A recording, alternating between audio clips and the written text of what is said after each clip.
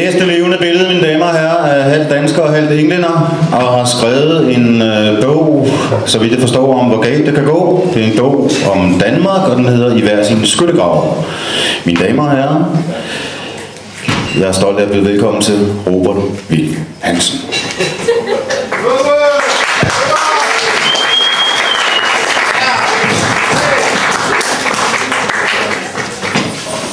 Hej, jeg hedder Widt Hansen. Jeg vil gerne præsentere min debutroman. Den blev til ved, at jeg gik i Danmark og følte mig ikke så dansk. Jeg er halvt englænder og halvt dansker, og jeg tænkte, danskerne respekterer meget regler og er meget stringente, men jeg er en kunstner og så videre. Jeg er friere. Så tog jeg en tur til Rumænien, hvor jeg blev længere tid, så ned og boede. Der mødte jeg folk, som var fuldstændig uhæmmede. Trods alt, når jeg går over for rødt, så kigger jeg mig først om efter politiet, inden jeg går ud. Men der var ikke tid til nogen tanker hos dem. Det var kun, jeg har det her ønske, jeg gør det. Og andre har det her ønske, jeg hjælper dem med at gøre det. Det betød også, at jeg var ude for en ekstrem høj gæstfrihed, hvor jeg oplevede, at folk tog mig ind i deres hus og gav mig, hvad jeg havde brug for, uden at jeg var... Altså jeg turde næsten ikke at antyde, at jeg havde brug for en ting, fordi den næste sekund, så fik jeg det. Det gjorde, at jeg på et tidspunkt sagde til mine værter, I må ikke være så søde ved mig. Fordi jeg vidste ikke, hvordan jeg skulle klare det. Og de svarede mig, den ene svarede mig, men hvis vi var i Danmark, så ville du jo selvfølgelig gøre det samme for os. Det er jo klart. Det er klart. Så så hun mit ansigtsudtryk og sagde, vil du ikke? Men jeg kunne se, hvordan hun kiggede væk. Hun ville ikke tænke tanken til ende. Og jeg begyndte at skamme mig og tænkte, at jeg måtte ændre noget. Jeg var nødt til at ændre noget. Jeg brugte så et år i Rumænien på at føle mig meget hæmmet i forhold til de her mennesker. Og jeg besluttede mig så derfor for at prøve at tilegne mig den lokale kultur, sådan at jeg kunne være mere handlekraftig og for at jeg kunne føle mig godt tilpas der.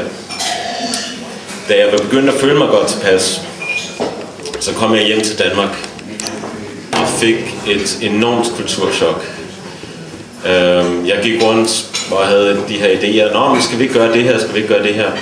Og jeg fik svaret, jo, klart. Men efter nogle dage kunne jeg se, at folk egentlig tænkte, selvfølgelig kan det ikke lade sig gøre. Og det endte med, at jeg følte, at jeg så den danske kultur også udefra, hvor jeg i forvejen så den indenfra. Og på en eller anden måde var jeg nødt til at udtrykke det, og jeg endte med at skrive den her roman. Jeg vil godt læse et lille stykke fra den. Hvad siger du? Jeg kan ikke høre, hvad du siger.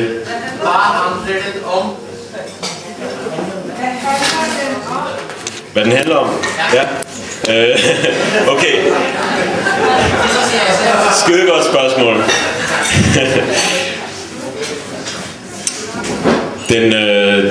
Den handler om forskellige mennesker, som opdager, at der er noget meget galt i det her land for dem.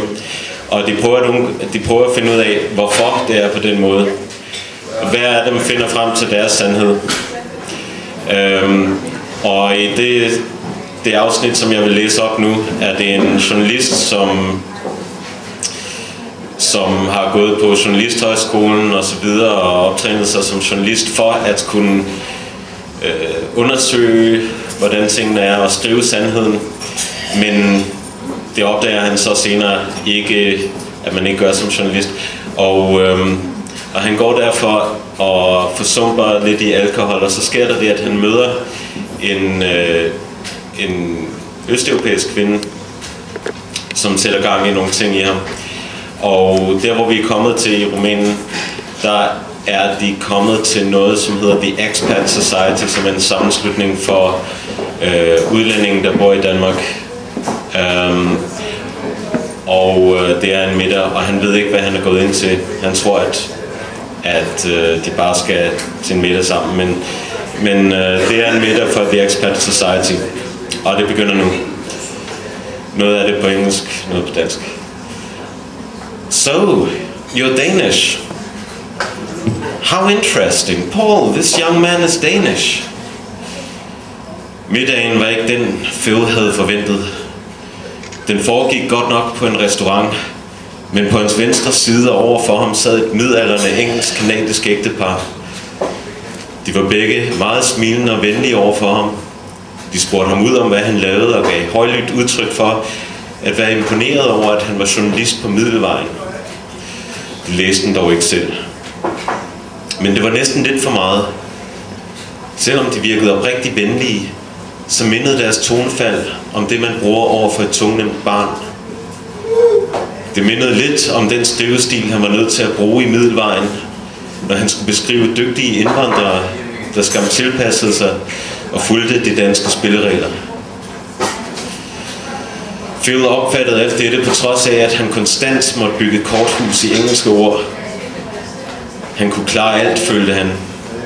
For på hans højre side sad Liva og smilte varmt, som om hun forstod det besvær, han havde med at udtrykke sig på et fremmedsprog, og samtidig kæmpe for at virke præsentabelt. Ægteparret diskuterede en eller anden detalje med Liva, og han så sig om. Samaritans stod der med store bogstaver på opslag rundt omkring i lokalet. Restauranten var lejet for aftenen af The Expat Society, hvis medlemmer nu sad ved små borde i hele rummet og spiste og snakkede. En teske kolliderede med et vinglas et sted midt i lokalet, og de mange munde forstummedes. As D.H. Lawrence said about the Mexicans, sagde en erhverdig ældre herre, som havde rejst sig op på et dannet britisk engelsk. A conquered race, unless grafted with a new inspiration, slowly sucks the blood of the conquerors in the silence of a strange night and the heaviness of a hopeless will. As most of you know, I was among the latest military conquerors, liberators of this country. I paraded through the streets of Copenhagen with Montgomery 60 years ago. Ved den gamle mands side sad en ældre dame og så hengivent op på ham. Phil kunne tænke sig, hvad der havde erobret ham. I have always kept Lawrence's words close to heart, and as you can see, my blood is still full of life at my ripe old age. But, my fellow foreigners, I admonish you, keep moving, don't stand still or the quicksand will engulf you. The last several hundred years of Danish history have seen the country go from one defeat to the next, until what was once a large multinational empire has become a small, homogeneous kingdom. No new inspiration has infused the Danish soul. Instead, the country's former greatness has been replaced with scorn of all greatness. This, my friends, is the country's problem, and as such it is your problem as permanent residents. Do not think for a moment that you are immune to this disease by virtue of being foreign. If you are not extremely vigilant, it will creep inside your pores and eat you up from within. This may be terrifying for you, but for the Dane, the Dane has never known anything but his disease, wherefore he thinks himself healthy. Unwittingly he scorns greatness wherever it shows its face. Unwittingly he prunes the seedlings of greatness from his own soul. Remember when a Dane scorns the greatness in you that he doesn't even know it is greatness, for the illness has spread to his eyes. Instead of repaying scorn with scorn, you should help the poor fellow who leads a miserable life which jogs on at the same heavy rate, has a mixture of melancholies with it, which is preferred before such traverses of fortune which commotions could occasion, especially by a people naturally of an unactive body and heavy spirit, depressed with their infortunes, as Robert Molesworth put it more than 300 years ago. Show him that greatness can be good. In case you need reminding, this is why we celebrate Help a Dane Day. This is why it is imperative that you keep it even when I am gone. By helping the Danes, you help yourselves. By doing things the disease doesn't want you to do, you separate yourselves from it. Now tell me, what have you done today? Han gav mikrofonen til en ung kvinde, som rejste sig. Hun holdt den op og så rundt i lokalet. En lille mørklædet mand vinkede hende hen til sig med et intimt smil. I dag har jeg smilt til alle kvinder. Jeg har set dem ind i øjnene, hvad de så end gjorde. Det er 15 år siden jeg kom til Danmark, og jeg tager ofte mig selv i at undvige et blik, jeg før ville have besvaret. I dag har jeg genkaldt min italienskhed, betragtet alle kvinder, smilet til alle, åbenlyst studeret deres kroppe og samtidig holdt kontakt med deres sjæl. En ung pige med store, oprigtige øjne var den næste. Jeg stod tidligt op i morges og plukkede æbler. Jeg har givet et æble til hvert menneske, jeg har mødt i dag. En lille sorthåret pige med lysende grønne øjne tog ordet. Hun så på pigen, der lige havde talt. Du var meget opsøgende, men det skal man måske være. Jeg er udvekslingsstuderende, og hver uge i min studiegruppe tager jeg en stor plade chokolade med, som jeg åbner og lægger midt på bordet i starten af mødet. Men der er aldrig nogen, der tager noget, så jeg ender med at spise hele pladen selv. I går huskede jeg Help a Dane Day og gjorde en ekstra indsats. Jeg spurgte min sidemand, om ikke hun kunne lide den slags chokolade. Hun svarede jo, hun elsker den. Jeg spurgte, hvorfor hun så aldrig nogensinde tager noget. Så tog hun en lille rude og spiste og sagde mange tak. Jeg ventede lidt, betragtede, hvordan hendes blik forsvandt igen, som om jeg ikke længere eksisterede. Så tog jeg fat i hende, fortalte hende blidt, at hun godt må tage mere. Hun vidste ikke rigtigt, hvordan hun skulle reagere, så jeg sagde, at hun måtte hjælpe mig, for ellers ville jeg spise det hele selv og blive tyk. Det beroligede hende. Så talte en stor mand med gennemborende øjne. Jeg kørte tog i dag. Jeg startede på en station, der stod på grænsen mellem to af de der zoner der. Så kom en kontrollør og sagde, at jeg skulle have købt en billet, der dækkede begge de zoner, også den jeg ikke kørte igennem. Jeg forsøgte at argumentere på baggrund af min uvidenhed, men han ville ikke lytte. Regler er regler, sagde han, og regler skal overholdes. Men jeg er i Danmark, fordi jeg er flygtet fra krig. Jeg har i en periode måtte slå ihjel for at redde mit liv. Jeg har også måttet bestikke. Men her stod en mand, der ikke kendte til de ting. En mand, der ville ødelægge min lille økonomi på grund af regler. Jeg spurgte ham, om han fik provision. Men det gør han ikke engang. Mine øjne betragtede det lille menneske automatisk. Mine muskler spændtes og gik ind i en tilstand, de har kendt de gange, jeg har måttet gribe til ekstremer, og jeg mærkede, at hans liv var i mine hænder. Men pludselig huskede jeg Help a Dane Day. 500 kroner er billigt for et menneskeliv, tænkte jeg. Jeg smilte til ham og udleverede mit personnummer. Blev ved med at tale høfligt til ham. Han virkede fuldstændig overrumplet over at blive tiltalt høfligt og venligt, og vidste ikke, hvad han skulle stille op. Så kom hans makker træt hen og sagde, at nu skulle de altså snart ind og sidde i stuen. Jeg tror, at danskerne skaber problemer, hvor der ikke er nogen. Jeg er enig, sagde en kvinde med et blåt øje. I dag vil lyskrydset kalde en medcyklist mig for idiot, Jeg tog ham på skulderen og smilte, sagde så godt jeg kunne på dansk, at det skulle nok gå. Jeg tænkte meget over det siden på, hvordan han kunne tage det som et angreb, for det vidner mit øje om, at han gjorde. Ja, sagde Liva, du må lade ham tro, venligheden kommer fra ham selv, for at den ikke skal skræmme ham. I dag gav jeg en dansker mod til at invitere mig ud, og narrede ham til at give en dansk pige blomster. Han måtte også narre pigen til at tage imod dem. Lad hende tro, det var hende, der gjorde ham en tjeneste ved at tage imod dem.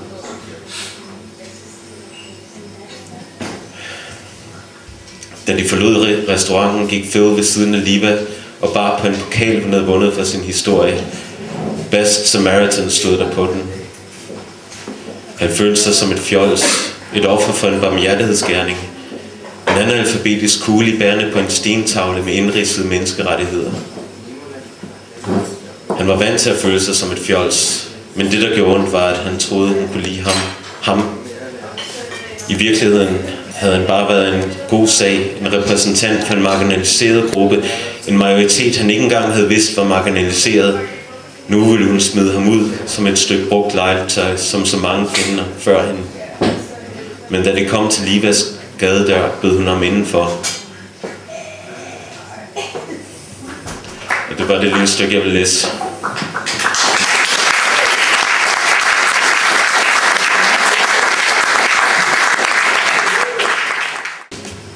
Næste levende billede, det er med klaver.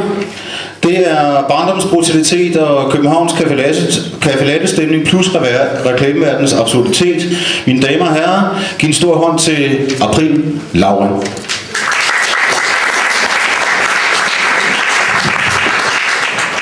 Til højre for mig har jeg, eller til venstre for mig har jeg Sara, som spiller til det her.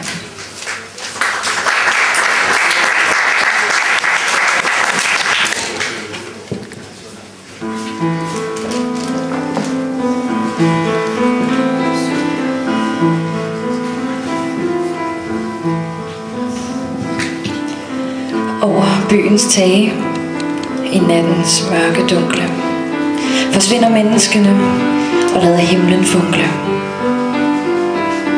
Gadehjørner tomme som en ukendt langt borte, der ikke giver til kende i natten i det sorte. Ingen reagerede, da jeg til verden sagde: glem nu ikke solen, når den stiger over byens tag.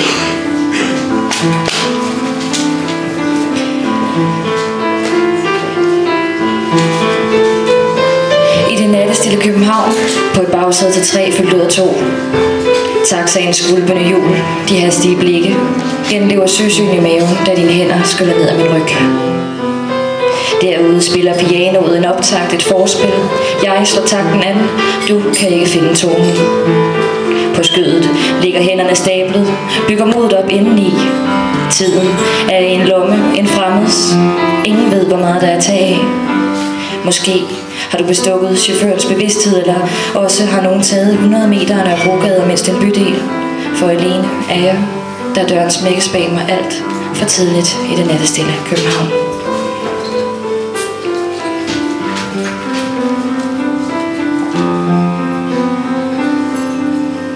Tørt. Knas tørt. Tørt er tomt er knas, knas. Ingenting, intet. Kun kadunk, kadunk. Uchi, uchi. Hjertet. På nippet til at eksplodere. Dog så tørt knas, at det smuldrer allerede inden storm bryder knas løs. Knas, knas, baby. Knas, knas.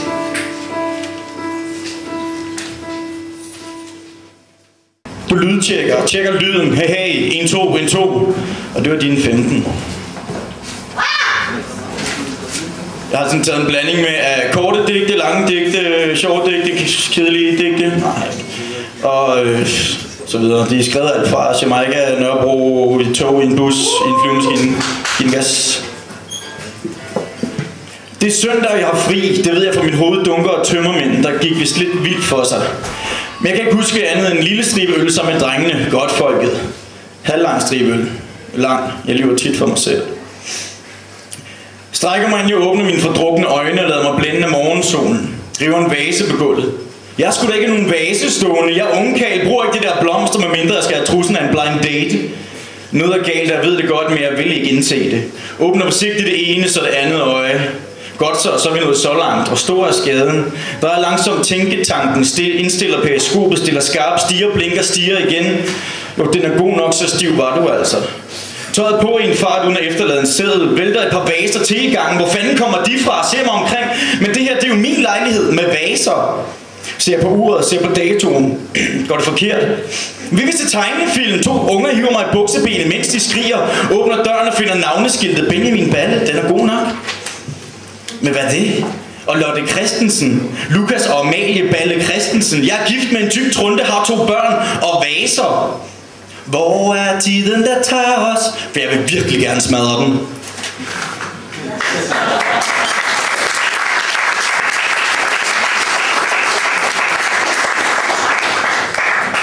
Jeg bryder mig ikke om, at folk stiger på mig, når jeg sidder i toget, uanset hvor jeg skal hen. Du sidder med dine småborgerlige, halvracistiske holdninger og stiger på mig, som om man til hver en tid vil tage en brosten op af lommen eller tænde en joint midt i toget. Men du ved ikke, at jeg er en almindelig borger med ikke bare 1, men hele 3 jobs og en professionsbachelor i rygsækken. I stedet dømmer du mig på grund af mit udseende, min tøjstil, min udstråling. Tja, måske kaster jeg med brosten, og måske har jeg en joint i tasken, men jeg er da borger præcis som dig.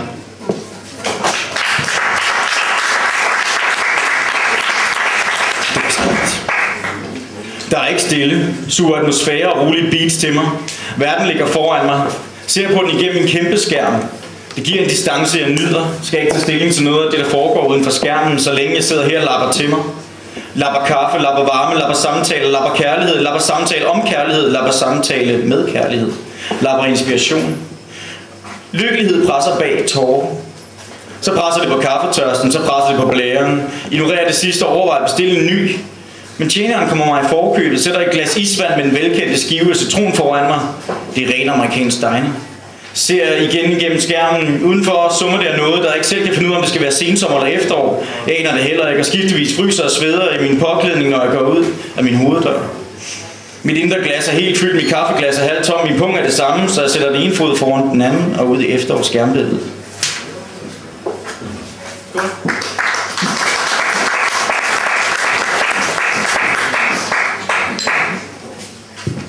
Tegninger ligger henkastet på et for længst lukket lysbord.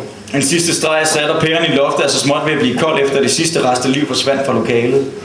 Et forsigtigt kig, en fri bane, og snart er det pustet liv hver en streg, der blev sat i dag. De glider som slanger over det nu tomme papir. Så drejer de lystigt deres egne akse, og en fortryttet historie udspiller sig som en tegnefilm. Alle former, men i grå blyantsfarve og kuglepindsblåt blæk. Dog lever de alle på lånt tid og ved det. En nat har de til at finde sig selv, inden de bliver tvunget i begyndelsens tegnede positurer. Nogle finder dem selv hurtigt, andre kredser rundt, før de sætter sig fast. Nogle helt tredje når det ikke, inden selve solen tvinger dem på plads, og må derfor leve og dø i uvidenhed og deres egen person. En sørgelig tanke, men selv ikke tegninger lever for evigt. I kalifaluternes kalifat, kan kalif i ham, kan tubilak li ham, kan du li ham, får du ham nok, nød din ham, kan du li tubilak, kan du li rak, kan du li kosak, kan du li dut, jo, det kan jeg da, kan de li ham, kan de li kajak, jeg kan li tubilak, jeg kan li rak, jeg kan li kosak, jeg kan li kanok, kan du li but, kan du li dut, kan du li fut, kan du li gut, kan du li kut, kan du li lut, kan du li fut, kan du li sut, kan du li ham.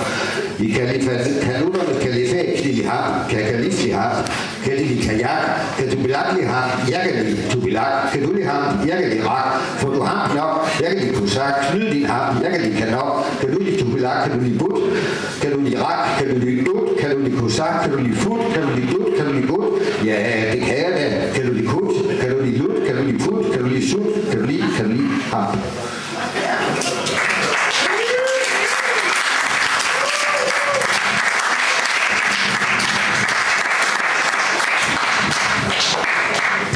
Tak, piggetik, tak, tikketik, tak, etik, tak, piggetik, tak, piggetik, tak, piggetik, tak, pig, tak, etik, pig, tak, epik, tak, piggetik, tak, etik, tak, epik, pig, tak, epik, tak, etik, tak, piggetik, tak, pig, piggetik, tak, etik, tak, piggetik, pig, tak, tak, tikketik, etik, pig, tak, tak, epik, tak, etik, piggetik, tak, tak, epik, tak, piggetik, pig, tak, pik, tak, pik. Etik, tak, etik. Tak, tak, pik, pik, tik, tak, pik.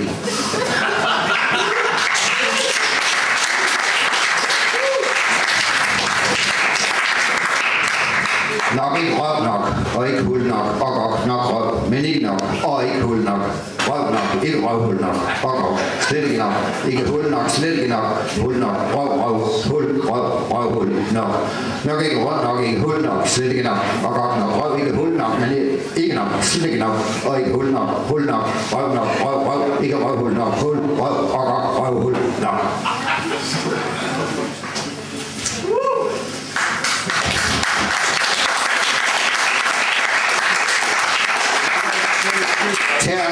Tag giganak, nano nok, tag et lår, og ja, tag der to, tag af, tag og kys, tag nak en numse, tag et hul, tag at tage en balle, tag af en balle, tag at tage dem begge to, tag at klaske et lår, tag en numse, tag et hul, tag der et numsehul, og læg dig på dem på dit gulv. Det er nu nok et hul, der nok ære til og ære på, og er det ikke nok, ja, så tag to, men tag nu nok, tag to, tag nu, tag nok, tag giganak, nok, tag at klaske et lår, nano nok, tag en numse, tag et lår, tag et hul, ja, tag der to, tag der et numsehul, tag af og læg dig, tag at kysse på dem, tag at nakke en numse på dit gulv, tag et hul, det er nu nok, tag en balle, et hul er nok, tag af en balle, ære til og ære på, tag at tage dem begge to, er det ikke nok, ja, så tag to, men tag nu nok, tag to, tag nok, tag nu.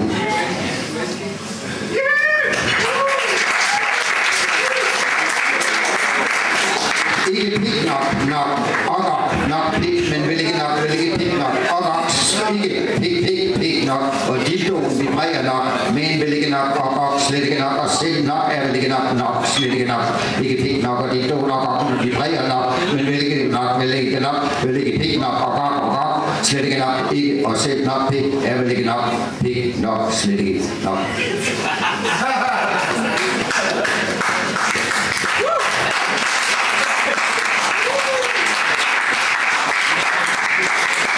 Du og jeg, hvis jeg kom, selvom jeg nok måtte komme, men du godt måtte komme. Hvis du så kom, og jeg også kom. Hvis du så også kom, og hvis dit dyb så kom, og kom godt kom. Hvis du så også kom, du og jeg også kom. Hvis nu du så også kom, og jeg også kom, så var det så godt, du kom, godt, og jeg kom godt. Hvis rotspot.dk, hvis vi lader så meget, det ikke er alt for dødt i .dk, hvis det i .dk er godt og kom råt og skråt, kom råt, hvis spot kom i .dk, hvis rotspot kom i .dk, hvis tom kom i .som, hvis not kom, og tom kom, hvis kom som om, kom og .dk, hvis jeg kom, hvis rotspot i .dk, selvom jeg nok, hvis vi lader som om måtte komme, det ikke er alt for dødt, men du godt måtte komme i .dk, hvis du så kom, hvis det i .dk, og jeg opkom, er det godt at komme råt, hvis du så opkom, vådt og skråt, og hvis dit dyt så kom, skråt og vådt, og kom vådt, hvis spot, vådt kom i .dk, hvis du så opkom, hvis rotspot kom, og du og jeg opkom i .dk, hvis du nu så, hvis tom kom, og kom vådt i .som, og jeg opkom, hvis når kom, så var det så godt, og tom kom, du kom, hvis kom, vådt, kom som om, og jeg kom og godt, .dk, hvis.